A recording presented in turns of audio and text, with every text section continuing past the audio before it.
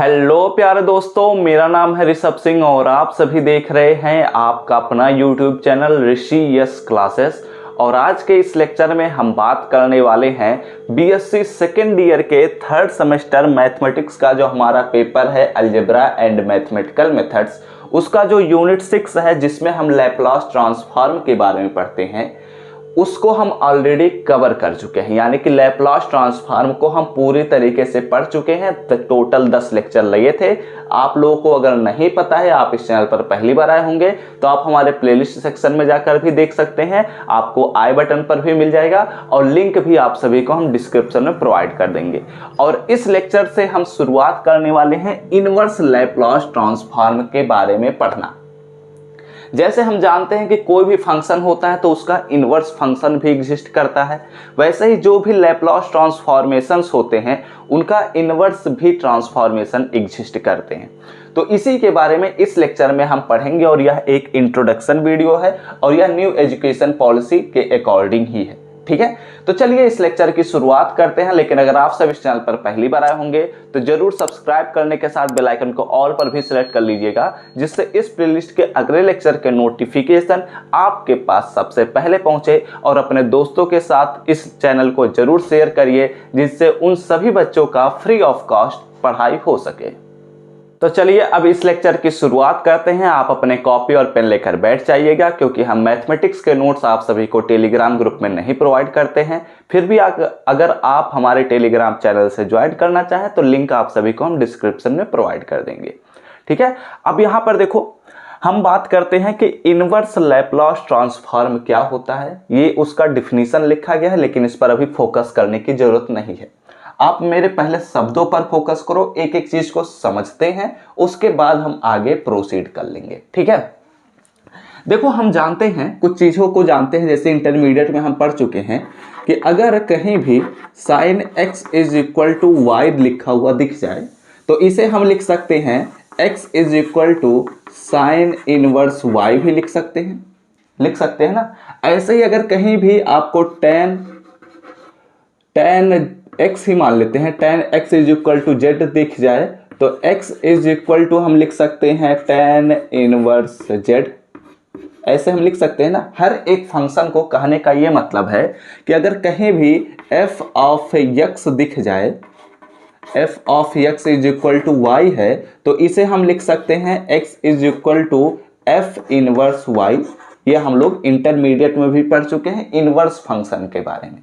ठीक है, वो बात अलग है कि इसमें कुछ कंडीशंस होते हैं, लेकिन उन कंडीशंस पर हमें बात नहीं करना है। तो यहां पर कहने का क्या मतलब है, इसको पहले समझो।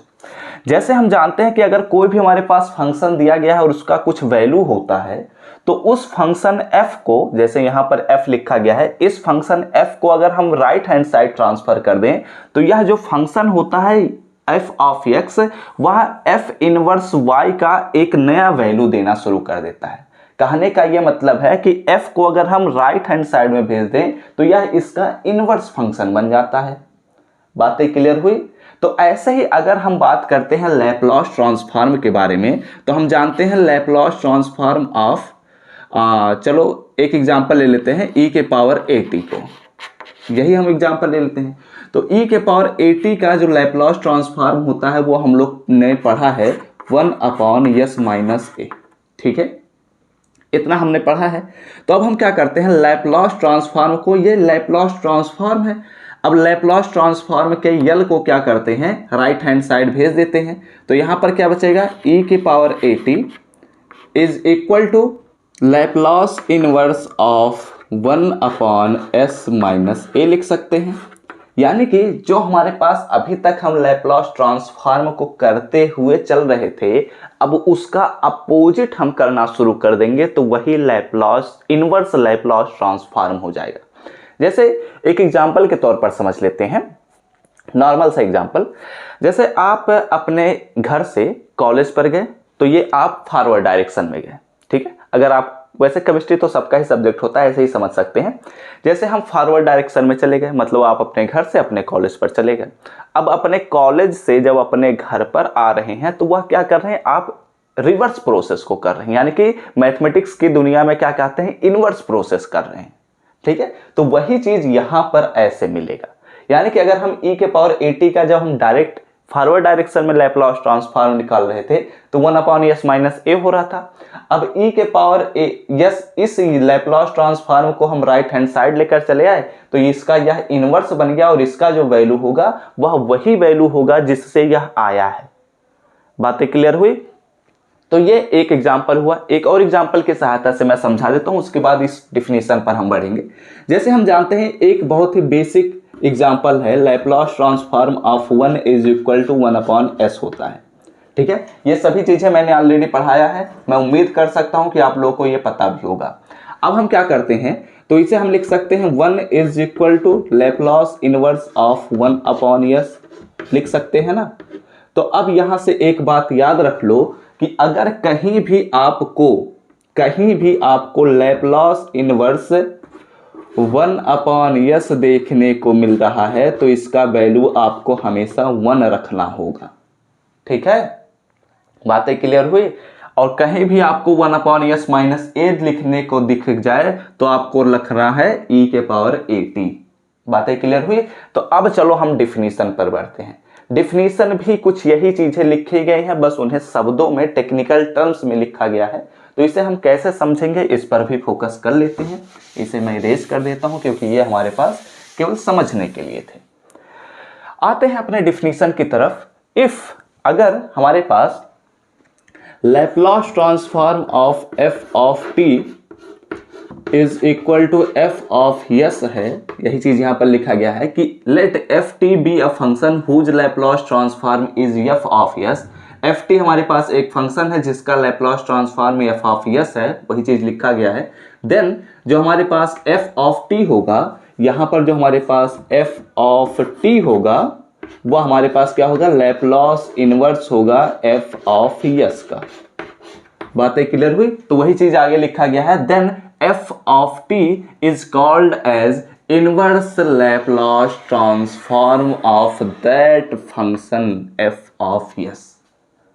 ठीक है, बातें क्लियर हुई? इसे हम कुछ ऐसे रिप्रेजेंट करेंगे, Laplace inverse f of s is equal to f of t। ठीक है, अगर एग्जाम्पल के तौर पर हम बात करते हैं, कुछ एग्जाम्पल्स को भी समझ लेते हैं। वही एग्जाम्पल जो मैंने आपको अभी कराया है, Laplace transform if Laplace transform of 1 is equal to 1/s, then Laplace inverse of 1/s जो होगा वह कितना मिलेगा, 1 मिल जाएगा। ठीक है, एंड ये हमारे पास पहला एग्जाम्पल हो गया। ऐसे ही हम दूसरा एग्जाम्पल भी ले सकते हैं। लैप्लास ट्रांसफॉर्म ऑफ e के पावर at का जो वैल्यू हमारे पास है वो है 1/s माइनस a। तो इसे हम लिख सकते हैं, this implies that Laplace inverse 1/s minus a जो होगा, ठीक है, इज इक्वल टू क्या मिलेगा, e के पावर at मिलेगा। ठीक है, बातें क्लियर हुई? तो ऐसे ही जितने भी हम लोगों ने स्टैंडर्ड रिजल्ट्स को पढ़ा था उन सभी स्टैंडर्ड रिजल्ट का यहाँ पर हम इनवर्स ट्रांसफॉर्म भी लिखेंगे। तो ये तो हो गया हमारे पास पहला, ये हो गया दूसरा। ऐसे ही जितने भी हमारे पास स्टैंडर्ड रिजल्ट हैं उन सभी का स्टैंडर्ड रिजल्ट मैं पहले एक टेबल में लिख लेता हूं, उसके बाद आपको समझाता हूं जिससे हमारा समय भी बचेगा। तो चलिए अब एक एक करके हम सभी स्टैंडर्ड रिजल्ट्स पर बात करते हैं जो कि आपको याद रखने हैं। इनके प्रूफ आपको करने की जरूरत बिल्कुल भी नहीं है क्योंकि एग्जाम में नहीं पूछे जाते हैं। ठीक है, अगर आपको एग्जाम में प्रूफ पूछ भी लिया जाता है तो आप कॉमन सेंस की सहायता से कर सकते हैं, क्योंकि अगर हम लेफ्ट से राइट जा सकते हैं तो राइट से लेफ्ट भी तो आ सकते हैं। तो सेम प्रोसेस होगा, बस उसका अपोजिट प्रोसेस करते चल रहा है। तो अगर आप पहले वाले स्टैंडर्ड रिजल्ट का सभी प्रूफ देख ही चुके हैं तो उसका अपोजिट काम कर सकते हैं। ठीक है, चलिए यहां पर बात करते हैं। वैसे नहीं पूछा जाता, आपको फोकस करने की जरूरत नहीं है। देखो, हमें पता है कि Laplace transform of f of t अगर कहीं दिया जाता है तो यह f ऑफ s के बराबर होता है। ये बात हम पहले से ही समझ चुके हैं। तो अगर उस यल को हम उधर भेज देंगे, या फिर कह सकते हैं f ऑफ s का ये हमारे पास वैल्यूज दिए गए हैं जो कि हम ऑलरेडी पढ़ चुके हैं, और इन्हीं का ही हम इनवर्स पता कर रहे हैं। यानी कि यल को जब हम इधर भेज देंगे तो यल इनवर्स f ऑफ s मिलेगा। ये जो हमारे पास वैल्यू होगा वो हमारे पास f ऑफ t के बराबर होगा। मैंने आप सभी को बता ही दिया है। तो हमने यह भी आपको बता दिया कि अगर हमारे पास f ऑफ s का वैल्यू कहीं भी 1/s दिख जाए तो उसका जो इनवर्स लैप्लास ट्रांसफॉर्म होगा वो 1 के बराबर होगा। ये मैंने आपको अभी एग्जांपल करके भी दिखाया, ठीक है। या फिर मैंने आपको बता दिया कि 1/s माइनस a कहीं भी दिख जाए तो इसका जो इनवर्स लैप्लास ट्रांसफॉर्म होगा वह e के पावर at होगा, ठीक है। ये दोनों चीजें हम ऑलरेडी समझ चुके हैं। अब जो बचे हुए हैं उनके बारे में बात कर लेते हैं। अब देखो यहां पर एक हम जानते हैं कि Laplace transform of t is equal to होता है 1/s स्क्वायर, ठीक है। तो 1/s स्क्वायर का inverse Laplace transform is equal to t, ठीक है। बातें क्लियर हुई। आगे बढ़ते हैं। यहां पर ये वाला पास हमारे पास ये जो स्टैंडर्ड रिजल्ट है आप लोग इसे पहले नोट डाउन कर लीजिएगा। इसके बारे में थोड़ा सा मैं समझाऊंगा क्योंकि एक बच्चे ने कमेंट करके हमसे पूछा था कि सर कई बुकों में लिखा हुआ है कि लैप्लास ट्रांसफॉर्म ऑफ, अगर कहीं भी आपको देखने को मिल जाता है लैप्लास ट्रांसफॉर्म ऑफ t के पावर मान लेते हैं कि 2 दिख गया, ठीक है, t स्क्वायर दिख गया, तो इसका लैप्लास ट्रांसफॉर्म कई बुकों में लिखा गया है कि 2 का फैक्टोरियल और डिवाइडेड बाय s के पावर 2 और s के पावर 2 + 1, और कई बुकों में लिखा गया है कि फैक्टोरियल 3 डिवाइडेड बाय s के पावर 2 + 1। तो कौन सा सही होगा इसके बारे में अभी मैं आपको बता दूंगा, ठीक है। आपको परेशान होने की जरूरत नहीं है। वहां पर मैंने आपके कमेंट का भी रिप्लाई कर दिया था, तो बिल्कुल भी परेशान होने की जरूरत नहीं है। लेकिन यहाँ पर मैं इस चीज को समझा भी दूंगा क्योंकि हमारे पास अभी थोड़ा समय बचा हुआ है, ठीक है। इसे आप लोग ऐसे ही नोट डाउन कर लीजिए। यहां पर आते हैं। देखो हम जानते हैं साइन 80 का अगर हम लैप्लास ट्रांसफॉर्म लेते थे तो वहां पर हमें वैल्यू मिलता था a/s square plus a square. आप लोग पेज पलट कर भी देख सकते हैं। साइन 80 का जब हम लैप्लास ट्रांसफॉर्म लेते थे तो हमें मिलता था a/s square plus a square, ठीक है। तो हम क्या किए हमने कि जो right hand side f of s में हमारे पास a/s square plus a square मिल रहा है, उसका जो नॉमिनेटर है a उसको हम राइट हैंड साइड लाकर डिवाइड कर दिए, ठीक है। तो इसका अगर हम बात करें तो 1/s square plus a square बचेगा। तो 1/s square plus a square का जब हम इनवर्स लैप्लास ट्रांसफॉर्म लेंगे तो साइन 80 में a मिलेगा, ठीक है। आई होप आप लोग समझ रहे होंगे सभी चीजें, कोई भी परेशानी वाली बात नहीं होगी, ठीक है। अब यहां पर बचा हमारे पास cos 80। तो cos 80 में चूंकि हमारे पास s/s square plus a square होता है तो s/s square plus a square का अगर हम इनवर्स लैप्लास ट्रांसफॉर्म लेंगे तो हमारे पास मिलेगा cos 80, ठीक है। तो जैसे हमने साइन 80 में किया था वैसे साइन हाइपरबोलिक 80 में भी करने वाले हैं। हमें पता है साइन हाइपरबोलिक 80 का जो लैप्लास ट्रांसफॉर्म होता है वो होता है a/s square minus a square, लेकिन a को हमने राइट हैंड साइड में भेज दिया तो वहां पर डिवाइड में चला जाएगा, तो sine hyperbolic 80 divided by a हो जाएगा। और यह किसका लैप्लास ट्रांसफॉर्म है? 1/s square minus a square का, ठीक है। ऐसे ही हमारे पास cos हाइपरबोलिक 80 का है तो s/s square minus a square का अगर हम लैप्लास ट्रांसफॉर्म कहीं भी देख रहे हैं इनवर्स लैप्लास ट्रांसफॉर्म तो हमें लिखना है cos हाइपरबोलिक 80, ठीक है। अब एक नया फंक्शन हमारे पास जुड़ता है। तो देखो ये हमारे पास एक नया फंक्शन है 1/√s square plus a square का जो हमारे पास इनवर्स फंक्शन होगा वो कुछ इस प्रकार लिखा हुआ है J0 ऑफ 80, ठीक है। तो J0 एक्चुअली क्या है इसके बारे में यहां पर समझ लो। इसे हम पढ़ते हैं Bessel function, modified Bessel function of first kind of 0th order, इसीलिए यहां पर नॉट लिखा गया है ताकि यह 0 ऑर्डर का रिप्रेजेंट कर रहा है। मैं फिर से रिपीट कर रहा हूं, ध्यान से सुन लो। Modified Bessel function of 80 of first kind of 0th order, ठीक है। बातें क्लियर हो गई। तो ये हमारे पास कुछ टेबल हुए, आप लोग इन्हें नोट डाउन कर लीजिए। और इस वाले फंक्शन का हम बता देते हैं कि एक्चुअली इन दोनों में क्या डिफरेंस है, इसके बारे में भी हम समझ लेते हैं। तो आप लोग स्क्रीनशॉट लेना हो तो ले लीजिए। तो चलिए अब इसके बारे में हम समझते हैं कि अगर आपको कहीं भी यह देखने को मिल जा रहा है कि लैप्लास ट्रांसफॉर्म ऑफ t के पावर n, तो इसका जो हमारे पास फार्मूला मैंने आप सभी को बताया है वो बताया है n+1 का फैक्टोरियल डिवाइडेड बाई s के पावर n+1, ठीक है। तो ये जो हमारे पास फैक्टोरियल लिखा गया है, इसमें जो हमारे पास n का वैल्यू 1 2 3 एंड सो ऑन होगा तब यह वैल्यू मिलेगा, ठीक है। लेकिन अगर यही हमारे पास जो वैल्यू है वो factorial n divided by s के पावर n प्लस 1 दिख जाए कहीं भी आपको, तो ये वैल्यू समझ जाना कि ये n इज इक्वल टू 0 से शुरू हुआ है और उसके बाद 1 2 3 एंड सो ऑन कंटिन्यू किया है।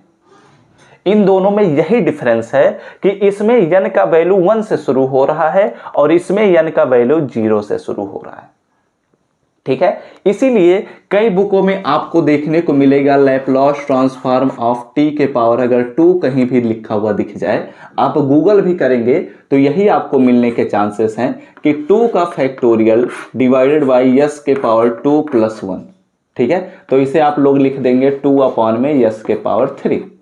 लेकिन ये हमारे पास तब वैल्यू मिलेगा जब हमारे पास n का वैल्यू 0 1 2 3 होगा, ठीक है। लेकिन इसी को ही हम कुछ इस प्रकार भी लिख सकते हैं, Laplace transform of T square is equal to हम लिख सकते हैं 2 प्लस 1 का फैक्टोरियल डिवाइडेड बाय s के पावर 2 प्लस 1, ठीक है। तो ये भी वैल्यू हमें क्या मिलेगा 3 का फैक्टोरियल यानी कि 6 हो जाएगा, ठीक है। तो हम लिख सकते हैं डायरेक्ट, आप लोगों को समझ में तो आ ही जाएगा, तो इसे ऐसे लिख सकते हैं। यहां पर भी आपको मेंशन करना पड़ेगा कि n का वैल्यू 1 2 3 एंड सो ऑन है, ठीक है। इतनी बातें समझ में आई।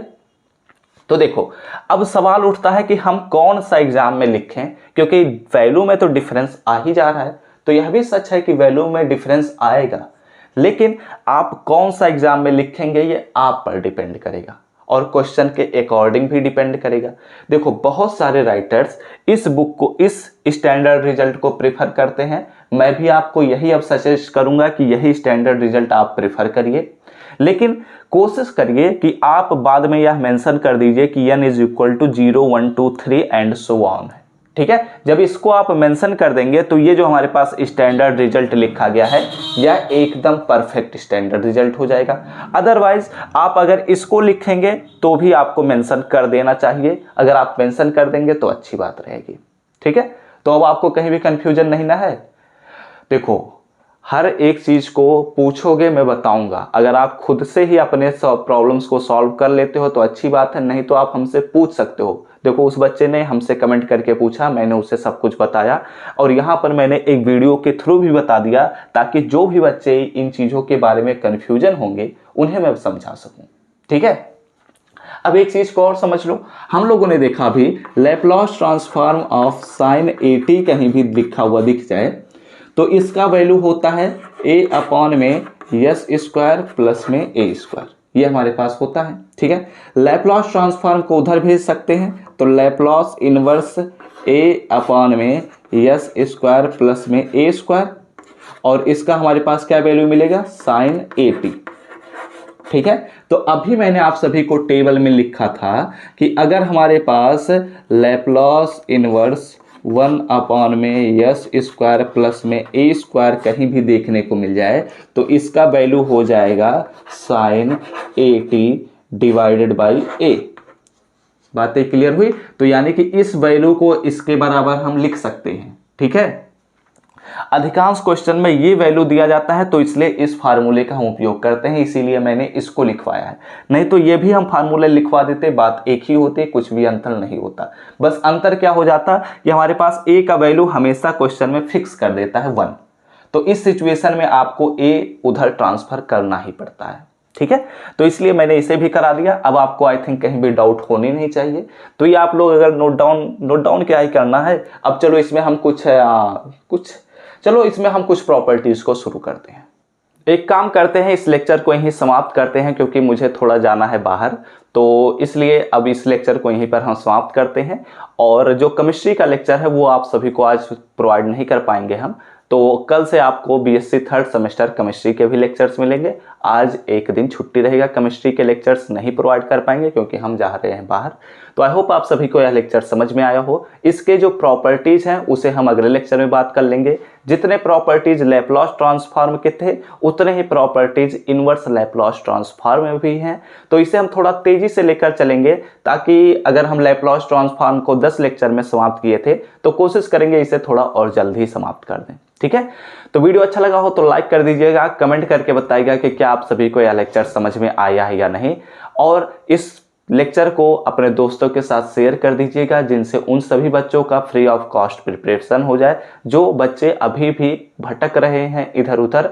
और ऐसे ही ढेर सारे वीडियोज के अगर नोटिफिकेशन पाने होंगे, इसी प्लेलिस्ट के अगले लेक्चर के नोटिफिकेशन पाने होंगे, तो जरूर नीचे दिए हुए रेड बटन पर क्लिक करके सब्सक्राइब कर लीजिए। साथ ही बेल आइकन को ऑल पर भी सिलेक्ट कर लीजिएगा, जिससे इस प्लेलिस्ट के अगले लेक्चर के नोटिफिकेशन आपके पास सबसे पहले पहुंचे। तो हम सब मिलते हैं अपने नेक्स्ट लेक्चर में, तब तक पढ़ते रहिए, संघर्ष करते रहिए और सफल होते रहिए।